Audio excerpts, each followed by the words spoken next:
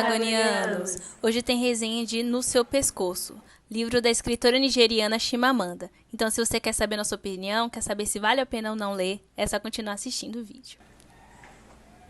Pegar a flor da pele com perfumes, olha o feitiço que essa nega é. Balada das pulseiras e costumes, vida no cabelo, samba no pé. E ter o mundo inteiro num abraço, mãe, reverberando amor só pra... Bom, No Seu Pescoço é um livro de 2009. Ele é o primeiro livro de contos da escritora Chimamanda. A gente já tem resenha de Chimamanda aqui no canal, então se você quiser conferir depois a gente vai deixar aqui. Esse livro ele possui 12 contos e que falam sobre diversas temáticas, sobre preconceito, religião, conflitos familiares, misoginia, colorismo, enfim, são diversas temáticas.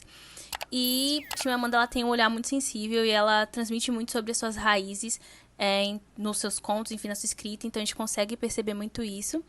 E os contos, eles são independentes, bem na pegada Olhos d'Água, de Conceição Evaristo, que a gente também tem vídeo aqui.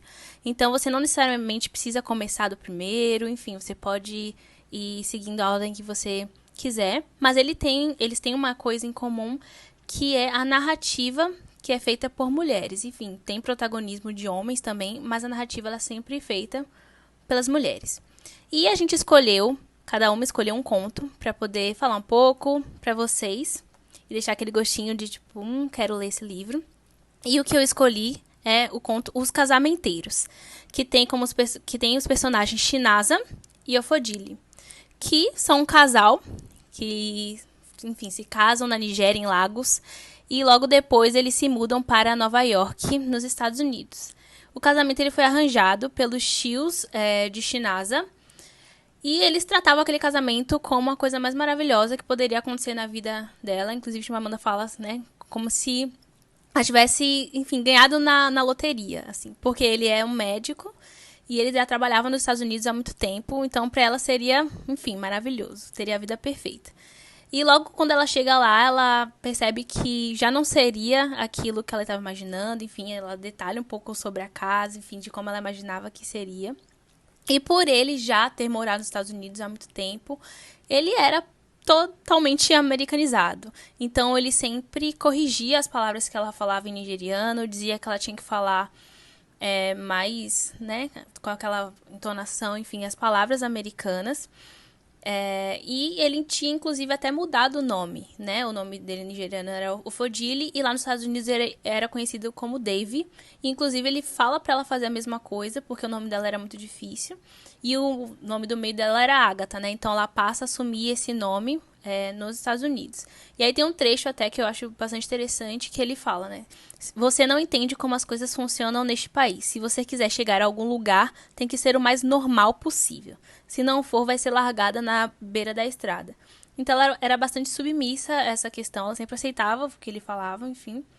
E ele sempre desdenhava tudo que vinha da Nigéria, que era da Nigéria, e sempre enaltecia as coisas dos Estados Unidos. E aí tem um momento até que ela faz um arroz de coco, que pra ela, enfim, era da cultura e tudo mais, ela se sentia bem fazendo aquilo. E, enfim, vem uma vizinha, porque queria que Dave ajudasse ali no ar-condicionado, e ela sente aquele cheiro, né?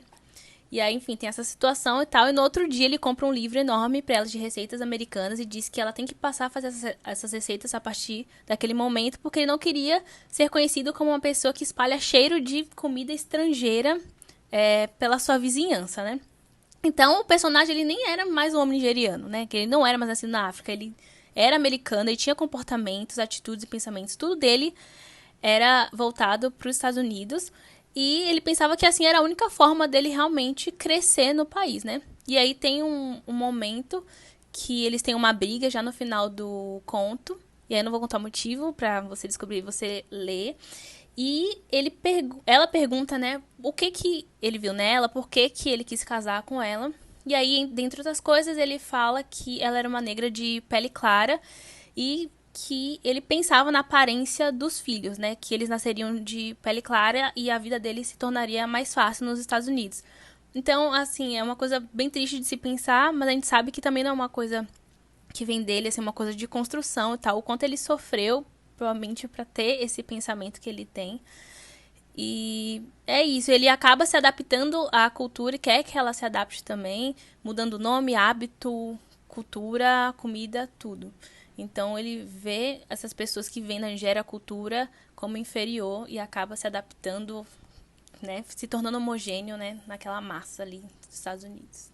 Exatamente. Eu acho esse conto muito interessante porque ele traz realmente também essa questão da expectativa, né? Então coloca uma expectativa nela de casar com, enfim, um médico americano, a vida, e não é nada disso exatamente. Ele é totalmente oposto, ele nega de onde ele vem.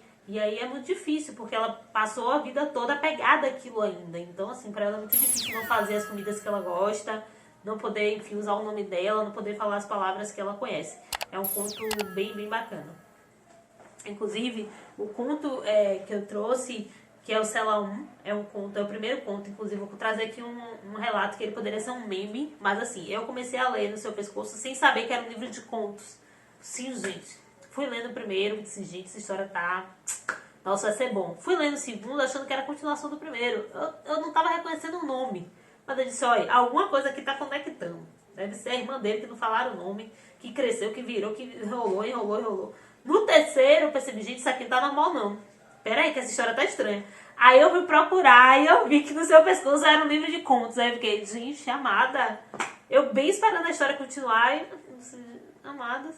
Mas eu, inclusive, trouxe o primeiro conto, que me fez, enfim, querer ter vontade de saber mais. E aí eu achei realmente que era uma história contínua, que foi o Cela 1. Ele conta a história, assim, o personagem principal dessa história é Namábia. Foi certo, Namábia, com 2 N's, mas é Namábia. Ele é um jovem que vive no campus de Nuzuka. Quem já leu aí outros livros de Chimamanda sabe que Nuzuka e a universidade é um ponto importante nos livros dela.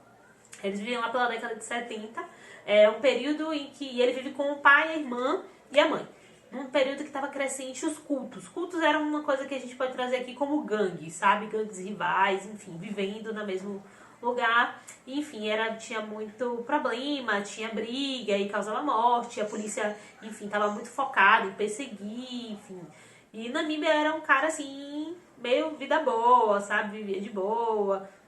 Uma vez roubou a casa, mas os pais super passavam a mão pela cabeça dele. Ele, enfim, chegava tarde, super assim, boa vida, sabe? E aí, um dia, numa dessas batidas policiais no campo de Nuzuka, pegaram Namíbia como um membro do culto, né? Dos cultos. Mas ele não era, realmente não era. Tanto que a irmã dele, que narra essa história, né? A narradora dessa história, ela traz que ela, inclusive, até acreditava nele, na inocência dele. Mas não era ela ou o pai que tinham que acreditar. Era a polícia. E aí o pai dele, que é um professor influente, até tentou, mas naquele momento era caça aos cultos, né? Caça às gangues. Então a prisão dele não era uma coisa simples. Envolvia o Estado, envolvia outras coisas. E aí ele fica preso, né? A família vai sempre visitá-lo e aí vai passando esses dias, vai demonstrando a questão da corrupção. A família dele subornava os policiais para conseguir vê-lo, para que ele pudesse comer a comida da mãe dele. E aí ele sempre retratava o que era a realidade dentro da cela, sabe? O que é que ele vivia, como era aquilo, mas que ele foi, assim, até bem recebido pelo chefe e tal, como é que era aquela vivência, e que ele não vê a hora de sair dali, enfim. As coisas mudam um pouco quando chega um senhor preso inocentemente, completamente inocente. O filho dele fazia parte de um grupo de culto, mas fugiu, só tinha ele, e aí a polícia prendeu ele mesmo, tipo assim, não tem filho, vai você mesmo.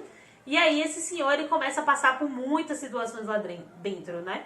Bem diferente na Namíbia, que tinha família, que levava comida, levava água, levava tudo, e tinha a possibilidade de entrar. Ele não tinha, o senhor não estava sendo bem aceito pelo grupo dentro da cela, os policiais, enfim, humilhavam muito ele. Quando ele pedia um copo de água, eles diziam que só poderiam dar quando o filho dele aparecesse. Coisas assim que começavam a revoltar ele, porque, poxa, como é que, enfim, um senhor, ele está preso aqui inocentemente, enfim.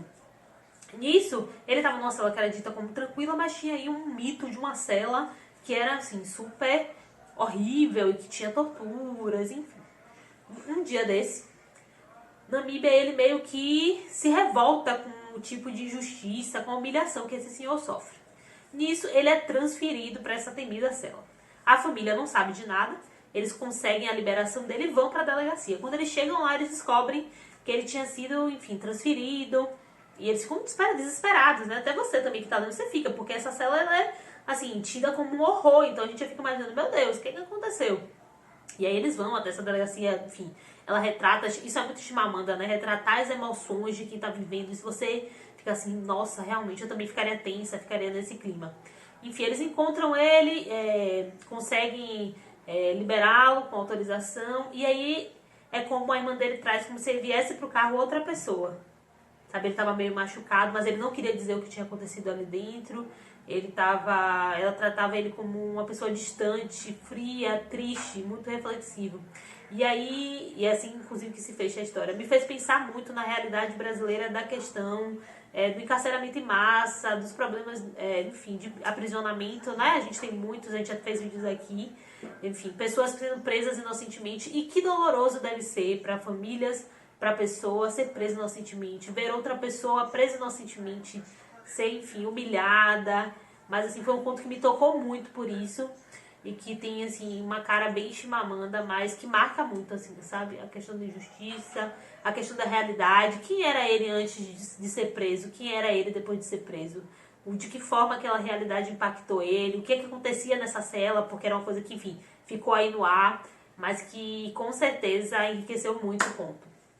Com certeza. A Chimamanda, ela tem um estilo de escrita, né? Eu acho que Sim. para quem já leu outros livros de Chimamanda, vai ler no seu pescoço e em cada um dos contos você vai encontrar o traço dela. Porque, por mais que ela busque falar sobre assuntos sérios de forma um pouco mais na rotina, sempre vai estar ali presente. E no seu pescoço, que é o conto que dá o nome ao livro, ela traz, eu me senti quase numa extensão até, os personagens são diferentes, mas numa extensão de Bisco Roxo. A narrativa desse conto em específico, acho que esse mais alguns dois é diferente porque é na segunda pessoa. E isso faz com que você se coloque no lugar da personagem, que é a Cuna. A Cuna, ela vai se decepcionar com o sonho americano, como o Carol trouxe um pouco também. Só que no caso de Acuna, ela ganhou o Green Card. Isso, o Green Card para poder ir para os Estados Unidos, isso mesmo. E a família dela em Lagos trata aquilo como se ela ganhou na loteria, entendeu? Eles falam assim também. E todo mundo querendo aquilo, eles vão abraçar, fazer uma festa pra ela, todo mundo pedindo coisas. Quando chegar lá, porque tem a ideia de que quando ela sair de lá, ela finalmente vai conseguir crescer, vai conseguir ser rica, enfim. E o que acontece é que ela vai pra casa de alguns tios que estavam lá. Esse tio, inclusive, é o que todo mundo tenta, né? O que todo mundo coloca no nome, no cadastro lá, pra tentar passar pros Estados Unidos. E quando ela chega na casa do tio, ela meio que se sente em casa também, porque eles falam Igbo, que é o idioma de lá. Eles mantêm as suas tradições, mantêm essa coisa viva dentro de casa, ela se sente bem, é família. Porém, o tio dela começa a trazer alguns ensinamentos, ele já chega logo dando um super cachorro-quente pra ela e traz alguns ensinamentos dos Estados Unidos, e o principal que ele deixa pra ela é: aqui eles vão te pedir muito pra te dar muito. Então, se você quiser crescer, você vai ter que fazer coisas absurdas o suficiente para o seu retorno, entendeu? Ele deixa essa mensagem pra ela. E aí, né, à noite, quando ela vai dormir, o tio invade o quarto dela, infelizmente, né, se insinuando pra ela. E ela nega, ele deixa claro que, como você acha que as mulheres que vêm de Lagos pra cá conseguem bons empregos? É assim, se você quer, você tem que dar. E no dia seguinte ela vai embora, claro, né, com essa importunação, ela vai embora, não se sente bem, ela nem fala com ninguém, ela não fala com a esposa dele, ela deixa pra eles se resolverem, ela só pega as coisas dela e vai embora. Desce na última cidade, na última parada, e ela tenta conseguir um emprego por lá. Ela consegue um emprego, começa a pagar um apartamentinho lá, ela se oferece, inclusive, para trabalhar ganhando menos do que todo mundo. Mas, por sorte, o dono do negócio, ele também já foi imigrante, aí ele: não, tranquilo, só que eu não vou assinar nada, não vou te dar nenhum papel para você ficar por aqui, porque eu não tenho como pagar todos os impostos. Aí, ok, ela fica, ela conhece um cara. E esse cara, ele é aquela pessoa branca que quer parecer um africano. Ele queria, em específico, parecer um nigeriano. Então, tudo que ela falava, ele puxava assunto com ela, ele esperava ela depois do trabalho. E de tanto insistir, em algum momento, também pela carência, né? Porque ela não tinha amigos, ela não tinha mais ninguém que ela conhecia. Longe da família, porque ela tinha vergonha de assumir para a família que estava ali, nessa situação. Então, ela acaba cedendo espaço para ele. Ele vem falando com ela até que tem vontade de conhecer, ele já conhece alguns países da África, e ele tem vontade de conhecer Lagos, em específico a cidade de Lagos, e fala com ela sobre o filme Rei Leão, algumas coisas como o Chimamanda traz, né, da história única, super batidos, ela fica, não, nunca assistiu o Rei Leão, não faço a menor ideia do que ele tá falando. Mas a gente vai pegando nesses flashes o quanto ele tá forçando para aquilo, apaixonado por continente africano, apaixonado pelo continente asiático, a gente vai sentindo o desconforto dela. E até o final do conto, ela não sai dali, então o conto ele não tem uma super reviravolta, inclusive essa cena do No Seu Pescoço, onde nasce o título do livro e o título do conto, é porque quando ela vai dormir na primeira noite, que acontece isso tudo, ela sente um incômodo no pescoço dela, sente alguma coisa aqui, e no final do conto, ela sente que aquilo saiu. Não fica muito bem específico o que está acontecendo, mas é quase metafórico, de que aquela pressão de se sentir sozinha e tal, e no final das contas é meio que uma adaptação. Sabe, você acaba se adaptando àquilo. O sonho americano, ele morreu e você tem que lidar com a realidade que você tem. Então eu acho que essa foi a mensagem que acabou ficando pra mim no final do conto. Claro que pode ser interpretado de várias formas, porque é uma coisa curiosa que tem, que eu encontrei, identifiquei, né? É que eles ficam um pouco abertos pra você tirar a sua própria conclusão. Mas como eu falei com as meninas até antes de começar esse vídeo, eu acredito que ela tem uma possibilidade de fazer vários livros com os contos. Porque esse, por exemplo, eu senti os personagens bem trabalhados porque não tem muito. É basicamente a Akuna, esse rapaz que ela conhece, os outros não tem nome, e eu acho que ela trabalha bem com eles. Mas a história não poderia ter muito mais, sabe? Então eu acho que são contos que podem ter, cada conto ali dá um livro. Com certeza, eu acho que isso é um marco desse livro de Chimamanda, eu também achei isso. Os contos, no geral, eles realmente ficam meio inacabados. Eu não sei se essa é a palavra certa, porque pode parecer que não foi a intenção, mas acho que foi intencional mesmo. Os contos, eles acabam assim em momentos que você diria, uau, esse é o auge, o que é que vai acontecer agora? Que vai acontecer agora? Sabe, eu senti isso muito nos contos dela. Você chega num ponto que você diz, caramba, isso tá acontecendo. E aquilo é o final do conto, sabe? Então, assim, você fica, meu Deus, mas e se... possibilidades. Eu senti muito isso em todos os contos. Mas é um livro que eu verdadeiramente indicaria. Porque ele mescla muitos assuntos. Eu, particularmente, tenho ficado muito interessada. Os nomes nigerianos é uma coisa que eu gosto muito. Eu sempre fico, gente, como é que fala esse nome? Eu acho, enfim, incrível. A diversidade de nomes. Eu, particularmente, gosto muito. Mas é um livro que eu gostei bastante. Não tá assim, não é o top 5, mas com certeza me confirma a qualidade de Chimamanda como escritora, né? Eu acho que ela traz, assim, não é um livro que deixa a desejar, sabe? Com certeza, os contos eles ficam em torno de 8, 6 páginas, alguns eu vi com 5, então dá pra você, não precisa você sentar pra ler, você pode ler uma sentada, óbvio que ele não é tão grande assim, mas dá pra você pegando uma história, ler, fazer alguma coisa, sabe, ler mais um pouquinho depois. E ainda mais com o fato de que os contos, eles não são codependentes. Então, você lê a hora que você quiser, o conto que você quiser, faz um indunité. Isso é muito E eu acho bem legal. Eu também.